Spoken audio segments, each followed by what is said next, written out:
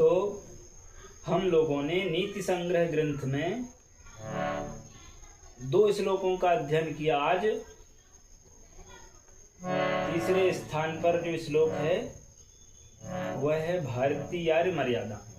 तो आज इस श्लोक का अध्ययन करेंगे कि बालकों को और बालिकाओं को नीति संग्रह पढ़ना चाहिए धर्म के ज्ञान के लिए। भारतीय जो आर्य हैं उन आर्यों की जो मर्यादाएं हैं और देव भाषा देववाणी संस्कृत को जानने के लिए। तो आइए, भारतीय आर्य मर्यादां देव भाषांच वेदितुं कुमार्यश्च कुमाराश्च पठेयुर्नीति संग्रहम्। भारतीय आर्य मर्यादां देव भाषांच वेदितुं कुमार्यश्च कुमाराश्च पठेयुर्नीति संग्रहम्। तो यहाँ पर प्रसंग है कि नीति संग्रह अध्ययन से प्रयोजनम प्रस्तौति, कि नीति संग्रह ग्रंथ के अध्ययन से क्या मिलेगा, आपको क्या फल मिलेगा, इसके अध्ययन से क्या प्रयोजन है, उस प्रयोजन के बारे में बता रहे हैं कि कुमार्यः कुमाराः च, तो जो बालिकाएं हैं और जो बालक हैं उनको भारतीय आर्य मर्यादां, तो भारतीय आर्याः भारतीय आर्याः, जो भारतीय आर्य हैं। पहले हिंदुओं के लिए जो है आर्य शब्द का प्रयोग, भारतवर्ष के लिए आर्यावर्त का प्रयोग होता था। आर्यावर्त। तो उनकी जो परंपराएं हैं, तो यहाँ परंपराओं की विविधताएं हैं भारतवर्ष में जो दुनिया में कहीं नहीं है। उन परंपराओं को जानने के लिए है ना, भारतीयों की मर्यादाओं को जानने के लिए और देव भाषा जो देववाणी अमृतवाणी उसको जानने के लिए, जो विज्ञान संबंधित जो भाषा है देव भाषा, उसको जानने के लिए नीति संग्रहम पठेयुः, नीति संग्रह ग्रंथ का अध्ययन करना चाहिए। और आगे श्लोक में कहा,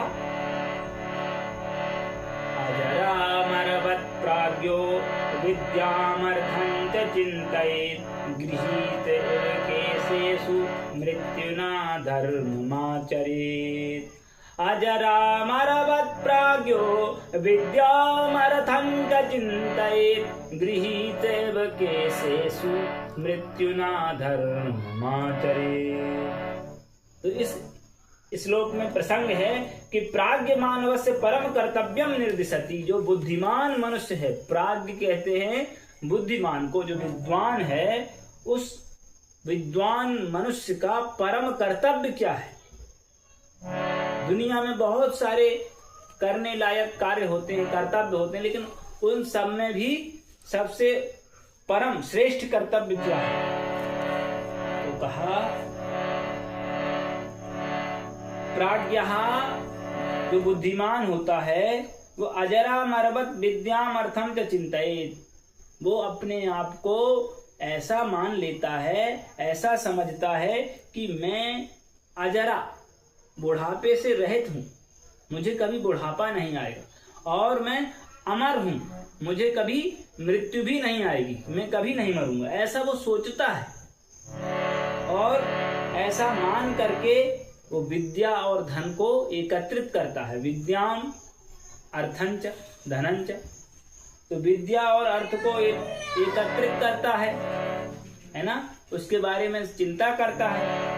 और मृत्युना केशेषु गृहीतः, और वह यह भी मानता है कि मृत्यु ने हमारे बालों को पकड़ रखा है, मृत्यु के द्वारा हमारे केशों को गृहीत कर लिया गया है, पकड़ लिया गया है, या मृत्यु मानो सिर पर सवार है, ऐसा सोच करके वह धर्मम आचर्य, धर्म का पालन भी करता है। तो विद्या जो होती है सज्जन पुरुष की बुद्धिमान मनुष्य की वह हमेशा परोपकार के लिए होती है, और अर्थ होता है वह भी परोपकार के लिए ही होता है।